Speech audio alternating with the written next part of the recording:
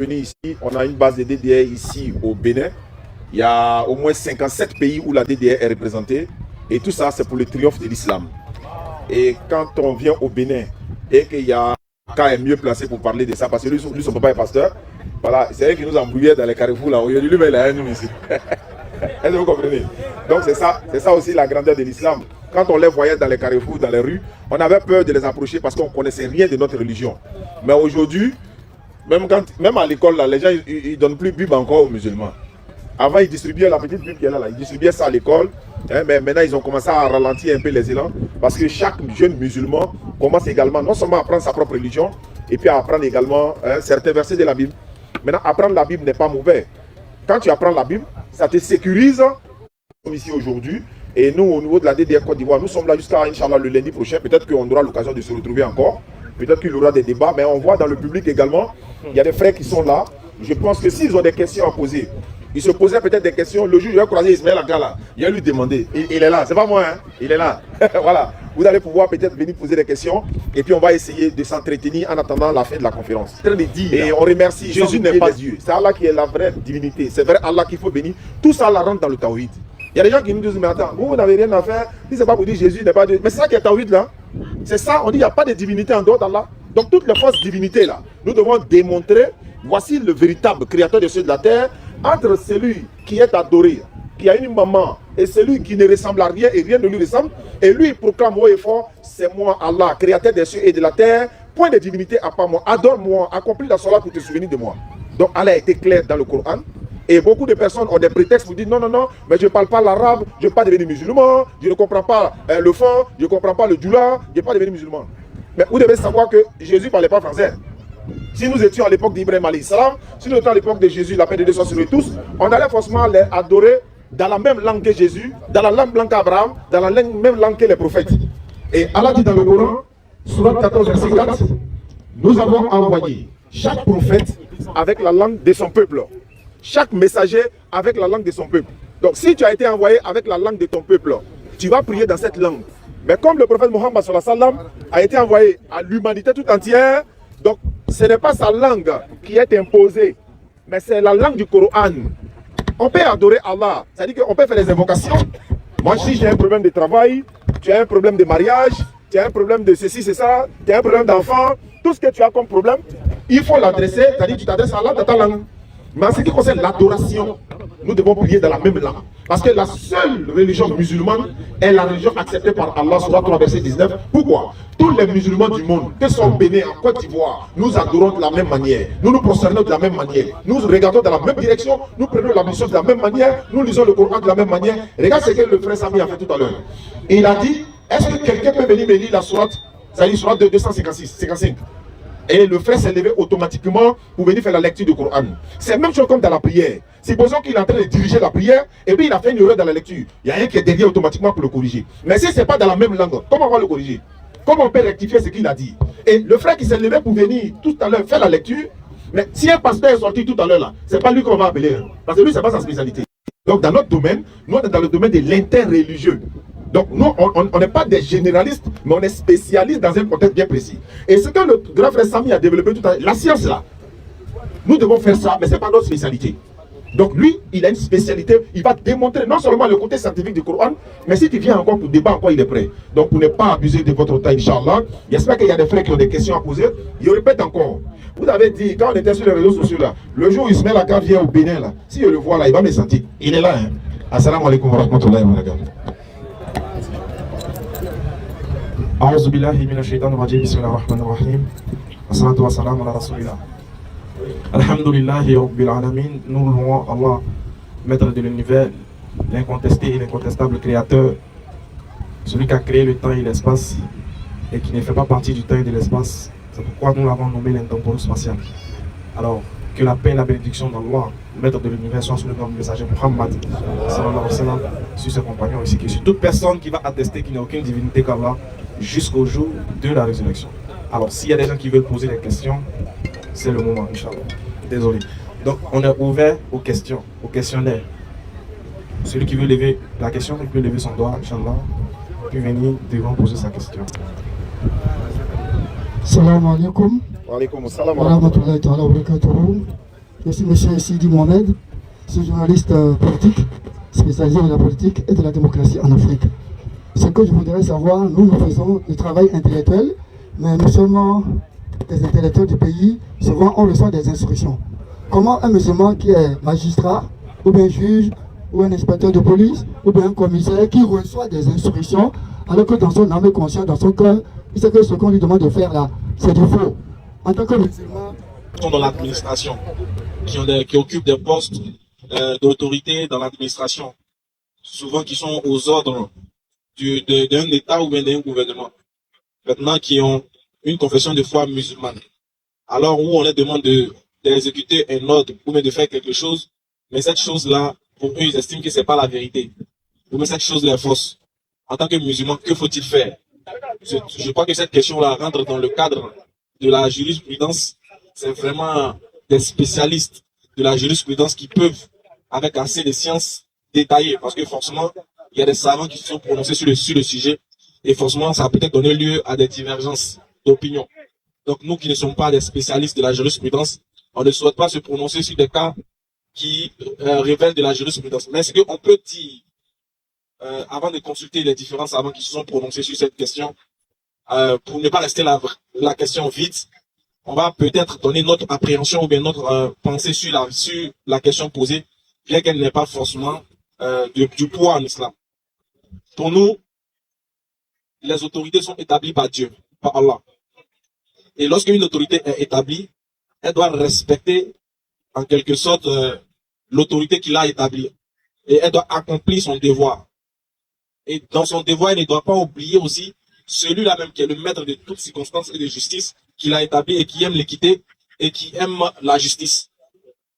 Donc, il faut savoir faire attention lorsqu'il s'agit de poser une action qui va désobéir à l'ordonnance ou bien qui va désobéir à ce que la foi prône, à savoir rester dans l'équité et dire la vérité. Donc, faut, comme on le dit, quand on t'envoie, faut savoir t'envoyer. Donc, faut te faire d'aller faire quelque chose et que vous savez que c'est le faux, on vous a envoyé, n'est-ce pas? À vous de savoir vous envoyer. Allah me donne la bonne compréhension. Voilà ce que je peux dire pour l'instant. Il y a quelqu'un qui veut poser une question? Vous pouvez venir. J'ai une question, parce que les gens me prennent aussi comme un alpha, pourtant je ne suis pas alpha. Donc il y a certaines questions qui m'échappent à chaque fois, et je n'ai pas cette connaissance. Parce que je travaille avec beaucoup des amis non chrétiens et non musulmans. Donc ils me posent deux questions que je n'arrive pas à répondre à chaque fois. La première, c'est pourquoi les musulmans refusent de manger la viande de porc? La deuxième, pourquoi on refuse de manger la viande de chien? Donc ce sont les deux questions qui m'échappent, que je n'arrive même pas à donner la réponse en tant que musulman. Merci. Je vais commencer et puis on va essayer de voir ce que ça donne. En fait, je sais pas, mais tout n'est pas fait pour être mangé, en fait. Allah a créé chaque chose pour un but bien précis. Et surtout, ceux qui posent ces genre de questions, la plupart, c'est des chrétiens. Bon, quand on me pose ces genre de questions, je ne vais pas par quatre chemins. Quand quelqu'un chrétien me dit, mais attends, pourquoi vous ne mangez pas le porc? Il dit, c'est ton Dieu qui a dit, il ne faut pas manger porc. Il est surpris. Il me demande, moi, musulman, pourquoi? J'ai dit, mais c'est toi, ton Dieu, qui dit, faut pas, on va manger le porc. Et d'ailleurs, ton Dieu dit, si on mange porc, on va en enfer. Et puis j'attends. Et il ne va pas accepter. Comment ça? Oui, c'est là que tu l'as. Ésaïe 66, verset 17. Ceux qui se sanctifient, se purifient, qui font un en un, mangeant de la souris, des souris et du porc, tous ceux-là périront, dit l'Éternel. Et tu le trouves en même temps, on périt où? À l'enfer ou bien au paradis? Le mec te dit, c'est à l'enfer. Il dit, bon, ton Dieu dit, si tu manges porc, tu vas en enfer. Et on peut revenir maintenant pour dire non, l'Éternel Dieu n'a pas créé le porc pour être consommé. Vous savez, le porc, c'est un animal, il peut dire l'animal la plus sale. Le porc mange tout. Le porc peut manger le cadavre même de son enfant. Le porc, selon les recherches, il a un seul estomac. Un seul estomac. De la manière, la nourriture et microbes, tous les dégâts la rentrent dans son ventre là. C'est comme ça va dans sa chair. Alors que la vache là, elle a au moins 4 estomacs. Ça va rentrer, ça va filtrer jusqu'à ce que ça va aller dans sa chair. Et tu vois le porc là, il y a une chose que les femmes ne savent pas. Rouge à lèvres que vous mettez là, il y a porc dedans. Gélatine de porc, c'est vrai. Va sur Internet, vous tapez, tu vas voir. Tout paille là, vous voyez tout paille là. Je ne sais pas comment on appelle ça ici. Ouais, c'est tout paille, non? Fermeture là, c'est graisse de porc. Ah, mais comme ça peut te soigner. Mais d'ailleurs, dans le Coran, Allah dit, si vous êtes contraint par la faim, et que vous ne trouvez pas de nourriture, et qu'on risque de mourir de faim, si on voit un porc passer ici, là, on l'attrape, on braise un peu, c'est pas tout, hein. On prend un peu là, on fait passer la faim, Et puis le reste, là, on peut laisser. C'est dans ce contexte-là. Mais le porc n'est pas fait pour être consommé. Allah l'a créé pour autre but. Il y a beaucoup de maladies dans le porc. Il y a beaucoup de détails qui sont dans la viande de porc. Et il y a au moins 4 versets qui interdisent le porc dans la Bible. Il y a au moins 4 versets qui interdisent le porc dans le Coran. Et la plupart de ceux qui veulent manger le porc, ils vont prendre Lévitique chapitre 11, versets 7 à 8. Ils disent, ne mangez pas le corne qui a les sabots fendus. Et puis, ça s'arrête là. Mais il ne dit pas qu'il ne rumine pas. Alors, le verset dit, ne mangez pas le porc qui ne rumine pas. Ruminer là, c'est, vous voyez, les béliers là. Voilà, le mouton là. Il rumine. C'est-à-dire, il a la nourriture dans sa bouche, non? Il garde ça dans une poche quelque part. Chaque fois qu'il a faim, il ramène, il mange, il retourne encore, ainsi de suite, ainsi de suite. Là, il rumine. Mais porc ne fait pas ça. On dit, ne mangez pas porc qui ne rumine pas. Alors qu'il n'y a pas de porc qui rumine. Donc, c'est une manière de dire de ne pas manger le porc. Le musulman ne mange pas le porc parce qu'Allah l'a interdit. Maintenant, le chien. Bon. Le chien est mentionné dans le Coran, hein. En islam, que ce soit dans les hadiths, ou bien dans le Coran, ou encore dans l'enseignement islamique, on doit manger le chien. Voilà, Adam. Bismillah. Comme on le dit, c'est un animal de compagnie, donc les animaux de compagnie ne sont pas faits pour être braisés et mangés. Donc, comme le chien fait partie des animaux de compagnie, le prophète Ali sallallahu alayhi wa sallam nous a recommandé dans aussi pour la sécurité, on peut les mettre devant les maisons, etc., pour garder les maisons, etc., mais ne sont pas utiles pour la consommation, pour le croyant. Voilà, c'est voilà. Il y a 2 questions à vous poser. Une en islam et une dans le christianisme. Bon, je voulais poser la question par rapport les prières que nous faisons, que nous accumulons au niveau, si la pluie devait tomber, au niveau de Maghrib et Ishaï. Donc, il y a des prières que nous faisons devant les boutiques. Est-ce que c'est permis à des gens qui font les prières devant leur boutique de faire cette prière, d'accumuler ces prières-là ensemble à cause de la prière? À cause de la pluie, excusez-moi. La deuxième question, c'est par rapport à la confession dans la religion christianisme. On se met devant le pasteur ou soit le prêtre et confesser de ce que vous avez déjà fait de mal. Et les gens applaudissent. Les gens se disent que c'est bon. Bon, ça me paraît bizarre. Je voulais demander si c'est biblique. Salam alaikum. Wa alaikum salam wa rahmatullahi wa barakatuh. Je vais répondre à la première, Ismaël Baye, Inch'Allah. La prière de raccourcissement, c'est-à-dire que la salat de l'Qasr ou encore le Jam, c'est-à-dire que regrouper les prières, il y a 2 ou 3 façons. Celui qui voyage, par exemple, nous sommes en voyage, on raccourcit les prières, on peut, les jours on fait 2, Asr on fait 2, Maghrib reste 3, Fajr ça reste 3. 2 plutôt. Maintenant, supposons que l'heure de Asr, Zour est passée, on peut tirer un peu jusqu'à l'heure de Asr pour faire les 2 ensemble. Maintenant, s'il y a des événements où on est en danger, où il y a quelque chose, où la pluie ou autre chose, oui, on peut raccourcir les prières, on peut faire ensemble dans ce contexte-là. Parce que Surat 4, verset 102, Allah a dit de raccourcir les prières. Par exemple, il y avait un événement, ceux qui étaient en train de prier, ils ont fait les prières, et ceux qui ils ont fini, les autres qui étaient derrière, ils sont restés avec leurs armes. Et ceux qui ont fini les prières, après ils sont passés derrière, ainsi de suite. Et Allah dans le Coran, après, s'ils sont arrivés dans leur lieu de sécurité, ils peuvent faire la prière maintenant normalement. Donc après, ça a été détaillé. Maintenant, ce qui concerne ceux qui prient devant leur boutique, il reste à savoir, ils le font en groupe comme une mosquée, ou bien ils le font individuellement. Parce que la mosquée n'est pas forcément le bâtiment. Mosquée, masjid veut dire lieu de prosternation. L'endroit où on se prosterne. Et s'ils se sont mis en groupe dans un endroit bien précis pour faire la prière, mais s'il se trouve qu'il y a une mosquée à côté, ils doivent aller à la mosquée. Ça c'est obligatoire, ils doivent se rendre dans la mosquée. Maintenant, pour dire que quelqu'un peut prier devant sa boutique, il n'y a pas de problème, il peut prier devant sa boutique, mais dans quel contexte il le fait? Est-ce qu'il y avait un danger? Est-ce que la prière de la mosquée est déjà finie pour le laisser? Est-ce qu'ils ont déjà fermé la mosquée? Est-ce qu'il veut pleuvoir? Oui, il est en train de pleuvoir, il ne peut pas se déplacer. Voilà la mosquée, il fait devant sa boutique. Moi, je ne trouve pas d'inconvénient. Voilà, nos chouyouks sont là. Si on fait des erreurs, ils pourront nous corriger, Inch'Allah. Alhamdulillah pour la deuxième question, qui est de savoir, est-ce que c'est normal de confesser ses péchés en public? Est-ce qu'il y a un verset biblique qui le dit? Je n'ai pas encore vu. Il n'y a pas de verset biblique à ma connaissance qui dit que lorsqu'un homme il pêche, il doit venir le faire publiquement. Mais je connais des prophètes, bon, des prétendus prophètes en Côte d'Ivoire, qui avaient créé leur église, qui demandaient aux gens de venir se confesser publiquement. Par exemple, il y a un faux prophète qu'on appelle Kakou Philippe. Dans le livre de Kakou Philippe, dans son chapitre, Kakou Philippe dit que la confession publique est obligatoire. C'est-à-dire, je vous donne un exemple. Si tu es sorti avec la femme du voisin, Et le voisin, c'est un militaire. Et puis le voisin, c'est un policier. Il a deux kalash. Il vient avec son pistolet à la maison. Ah, il faut préciser. Oh. Ouais, c'est voilà, la précision est importante. Voilà pourquoi Allah il dit dans le Coran que sourd, muet, aveugle, il ne raisonne pas.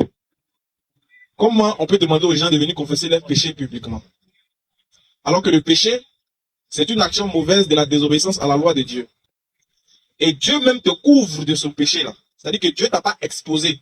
Souvent quand tu t'en volé, là, Dieu fait qu'on t'attrape pas. Souvent quand tu t'en vas forniquer, Dieu fait qu'on vous voit pas.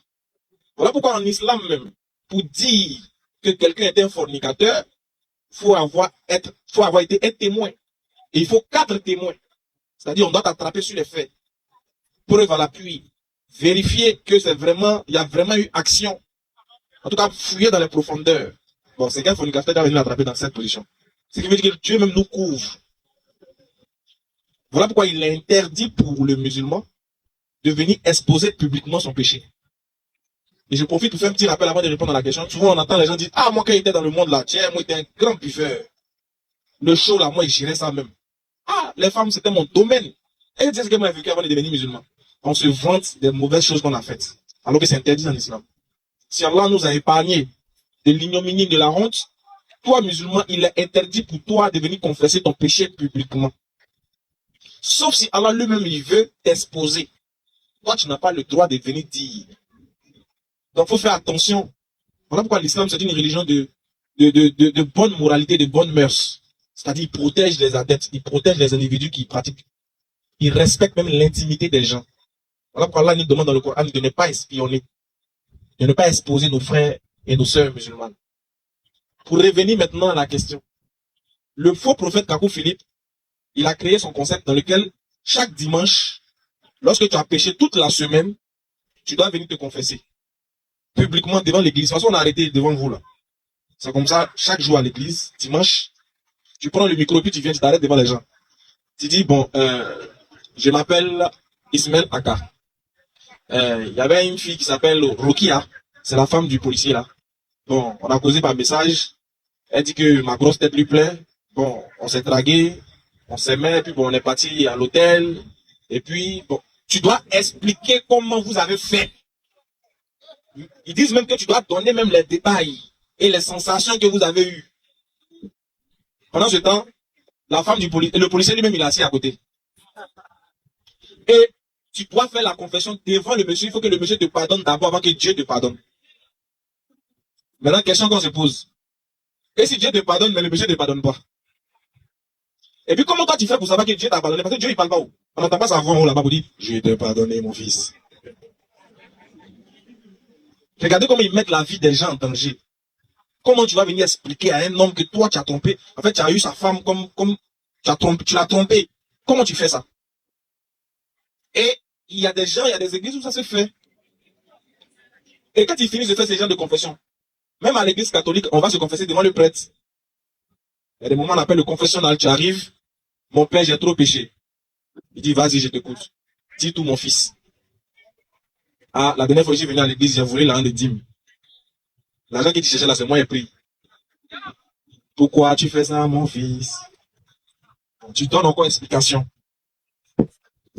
En tout cas, en islam, ça ne se fait pas. Et il n'y a pas un verset de la Bible qui le dit. Parce que le péché, c'est entre toi et Dieu. C'est la désobéissance à la loi de Dieu. Donc, c'est une intimité qu'il y a eu. C'est un secret entre toi et Dieu.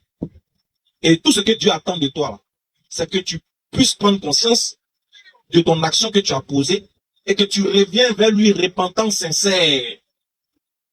Voilà pourquoi la seule personne, ou bien la seule entité vers qui on se retourne quand on a péché, dans le Coran, dans la sourate 39-53, Allah dit, oh mes serviteurs, dans la tradition française, oh mes serviteurs, qui avaient commis des péchés à votre propre détriment, ne désespérez pas de la miséricorde d'Allah, car Allah pardonne tous les péchés. Revenez repentant vers votre Seigneur afin qu'il vous pardonne. Donc c'est-à-dire en islam, quand tu pêches, quel que soit le bagage de ton péché, quelle que soit la lourdeur du péché, quelle que soit la conséquence du péché, quelle que soit l'ampleur du péché, la seule entité vers qui tu dois venir demander pardon, c'est Allah subhanahu wa ta'ala. Si à lieu de réparer ton erreur, Si il y a lieu, si tu as la possibilité de réparer ton erreur vis-à-vis des hommes, tu répares. Mais tu ne viens pas exposer ton péché de manière publique. Donc il n'y a aucun verset de la Bible qui le dit, encore moins du Coran. Voilà un peu pour ne pas faire long pour répondre à la question.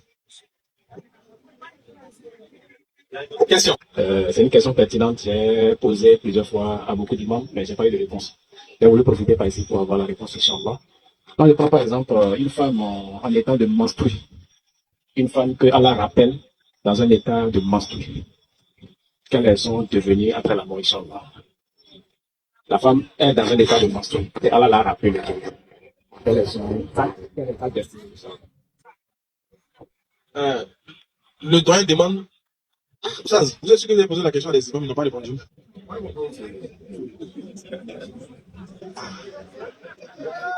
Franchement, parce que la question, je pense que tout le monde peut répondre à ça dans le public ici. Quand quelqu'un meurt, ce n'est pas l'état dans lequel il est mort qui impacte son devenir.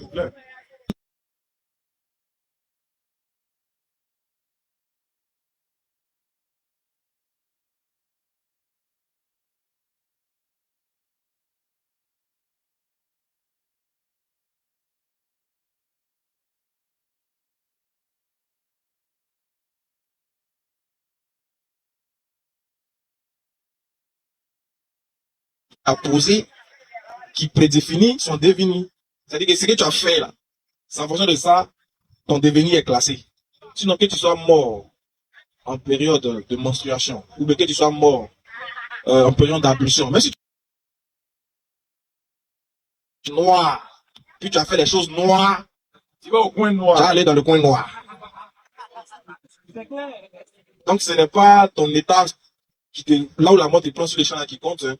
C'est ce que tu fais. Parce que c'est les actions qui rendent témoignage auprès d'Allah pour atteindre sa miséricorde. Voilà ce que je peux répondre, Inch'Allah.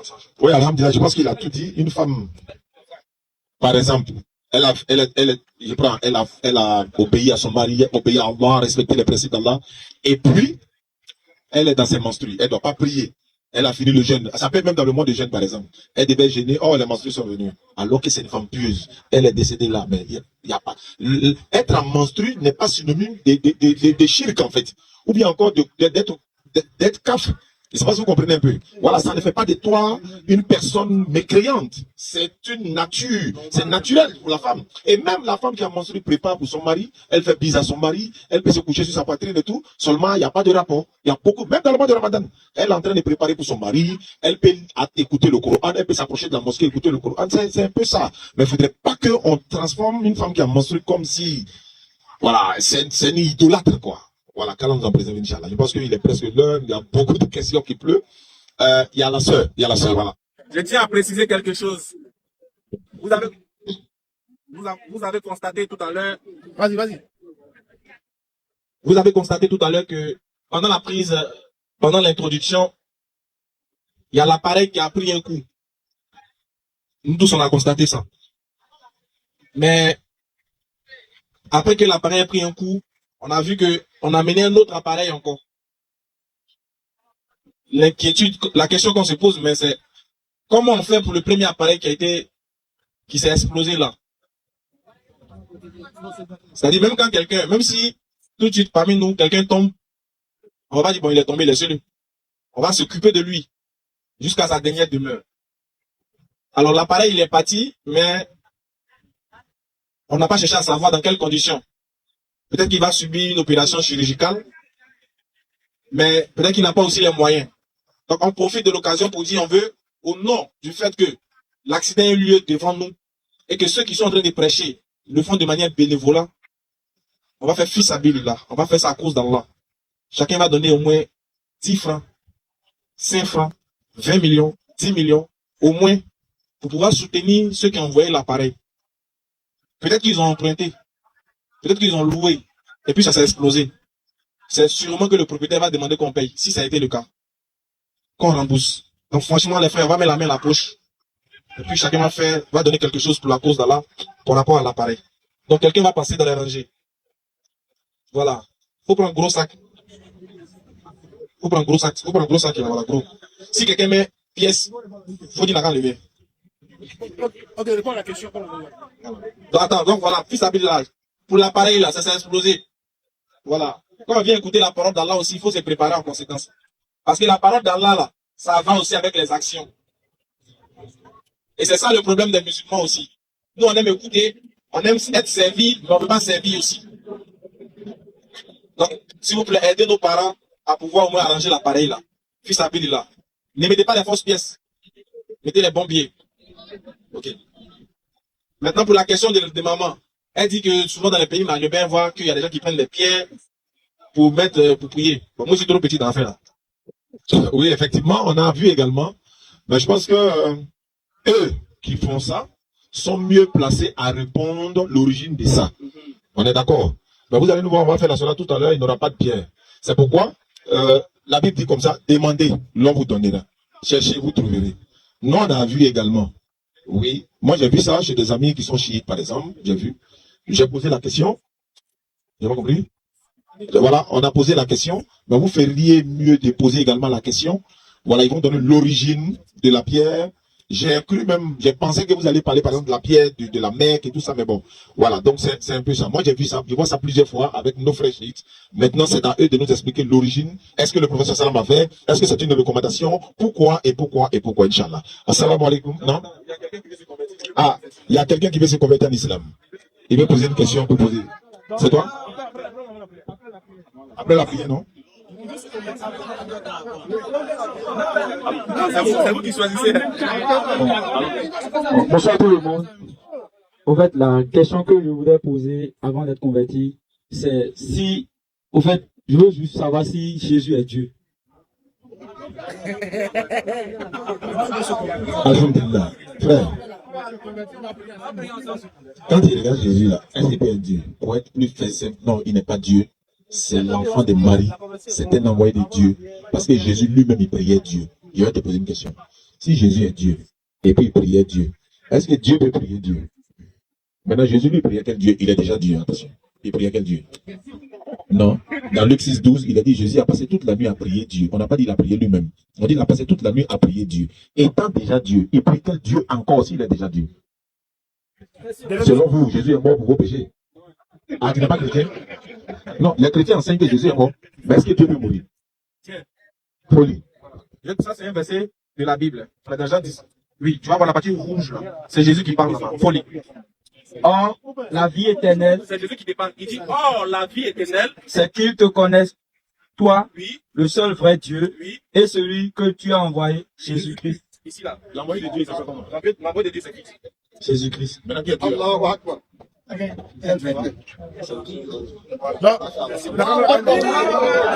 Lève tout lever ton index droit pour la conversion islam sans obligation. Tous ceux qui sont là vont t'accompagner. Alors, on va lever l'index droit avec lui. Celui qui est dans le public qui veut se convertir, qui a honte, peut lever l'index droit.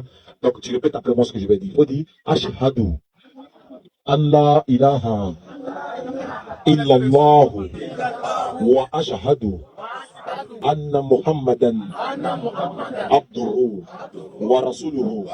J'atteste avec ma langue. Je reconnais dans mon cœur. Il n'y a pas de divinité qui mérite l'adoration. Il n'y a pas de divinité qui mérite l'adoration. Sauf Allah. Et Muhammad est le messager d'Allah. Et Jésus-Christ est le messager d'Allah. Takbir. Dans l'islam, on peut dire, s'il y a l'ablution, il fait l'ablution, on prie ensemble. Après, il va faire la grande ablution, c'est puis en compte également, Inch'Allah. Assalamu alaikum wa rahmatullahi wa barakatuh. أعوذ بالله من الشيطان الرجيم بسم الله الرحمن الرحيم